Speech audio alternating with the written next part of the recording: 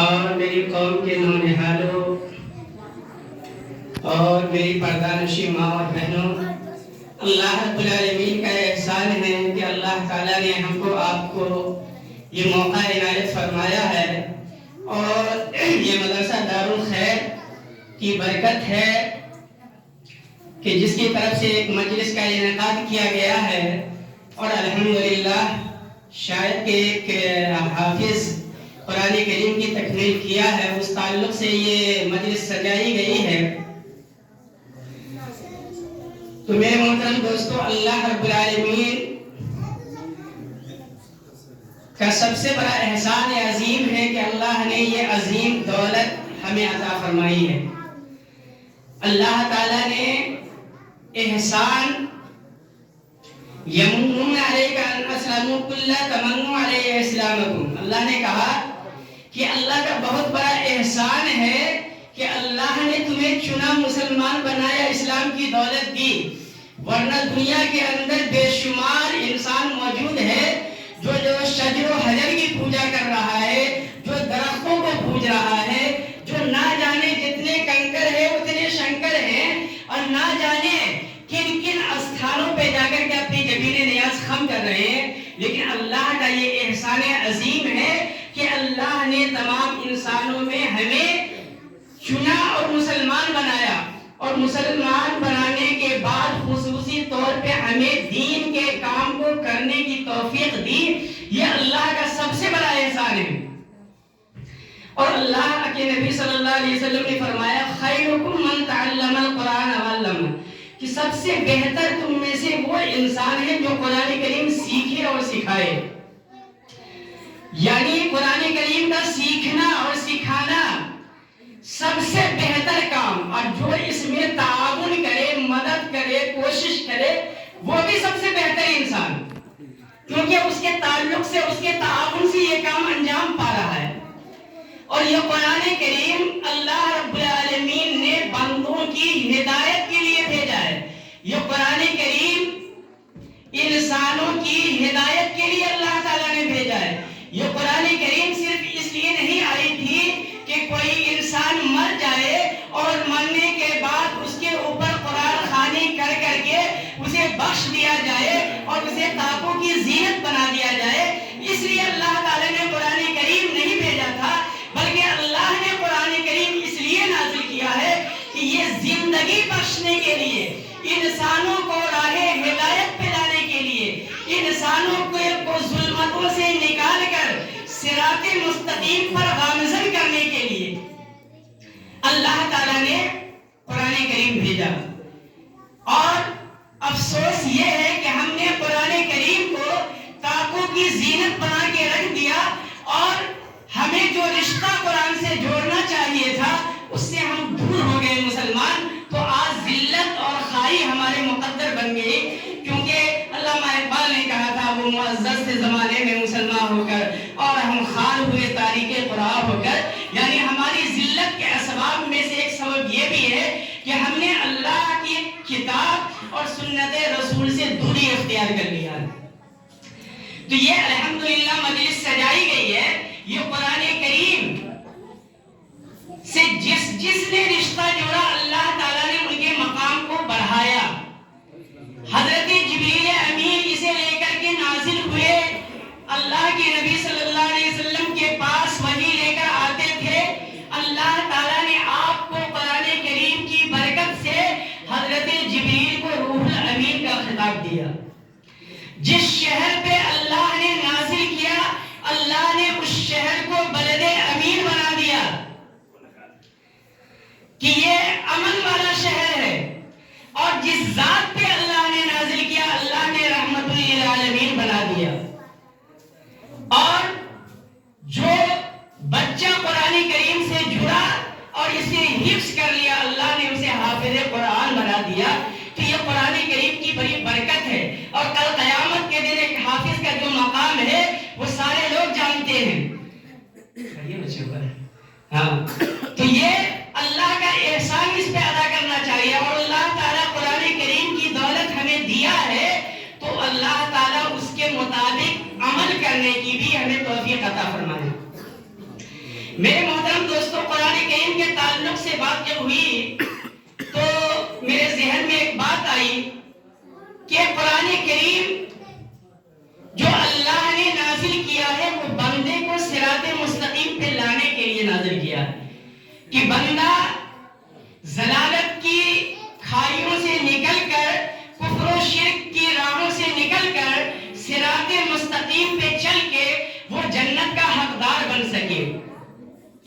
لیکن اللہ کی چاہت یہ ہے کہ بندہ صراط مستقیم پہ گامزن رہے، لیکن شیطان کی خواہش ہے کہ بندہ صراط مستقیم پہ نہ چلے۔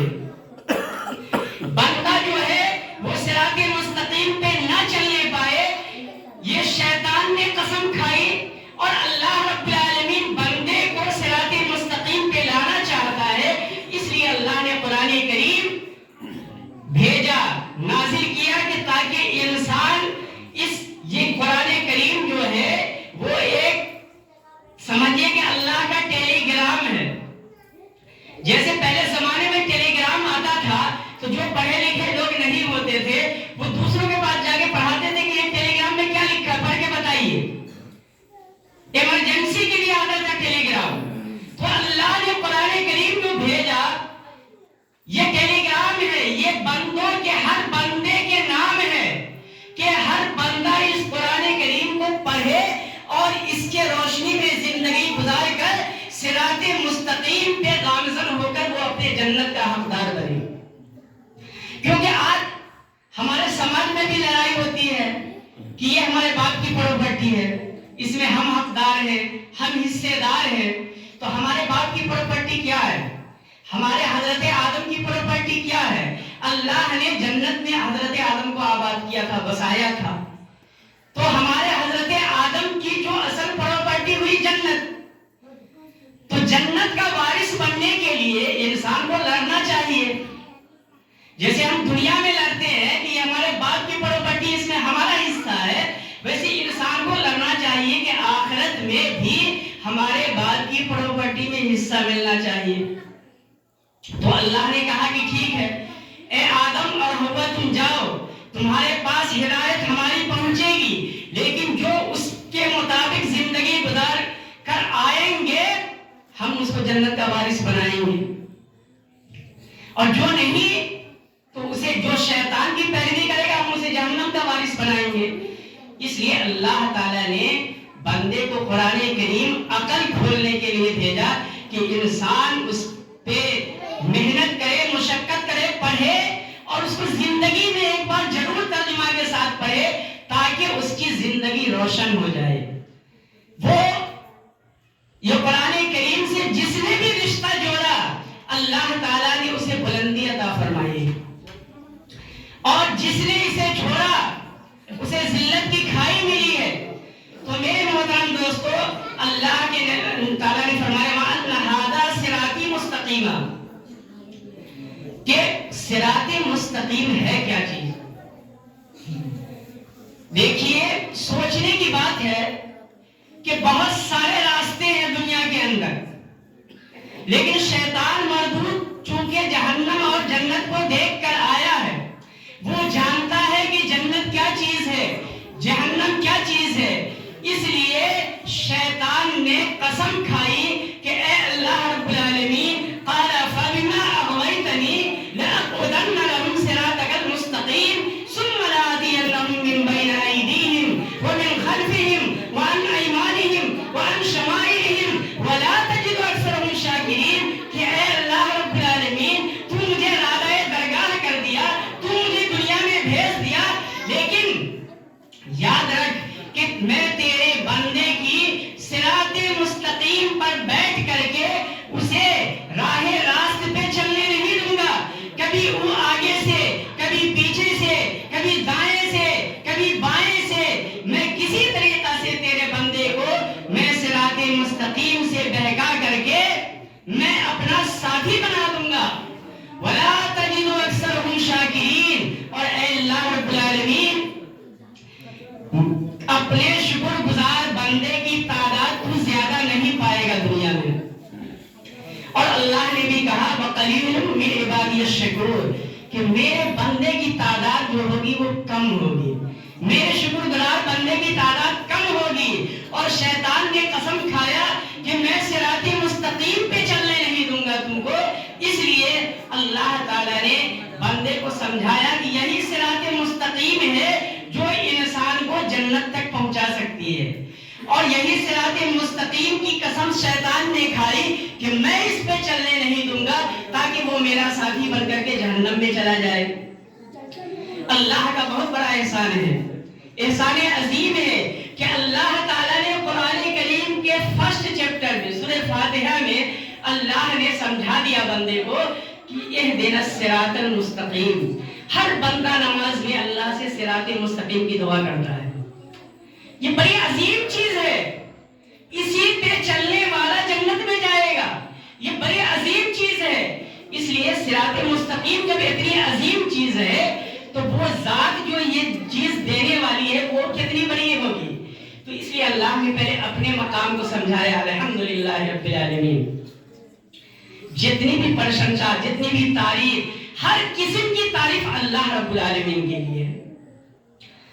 الرحمن الرحیم، اللہ نے اپنا مقام پہلے سمجھا دیا کہ میں رحمان ہوں، رحیم ہوں، رحمان فی الدنیا، رحیم فی الآخرہ، یعنی اللہ کی خاص رحمت جو ہوگی آخرت میں وہ اپنے نیک بندوں کے ساتھ خاص ہوگی، لیکن دنیا میں اللہ رحمان ہے، اس لیے اللہ کی رحمت میں آج اللہ کا باغی، اللہ کا دشمن، اللہ کا مخالف، اللہ کا نام نہ لینے والا، دین کو کے خلاف دن رات یعنی یہ ہے کہ وہ پلاننگ کرنے والا، اس کو بھی اللہ تعالیٰ دے رہا ہے، کیونکہ اللہ کہتا ہے رحمان فی دنیا میں رحمان ہوں، میری روزی عام ہے، کھاؤ پیو عیش کرو میرے دسترخوان سے، لیکن قیامت کے دن میں رحیم رہوں گا، میری رحمت ایسے بندوں کے ساتھ نہیں ہوگی خاص، اس لیے وہ جہنم رسید ہو پائے گا۔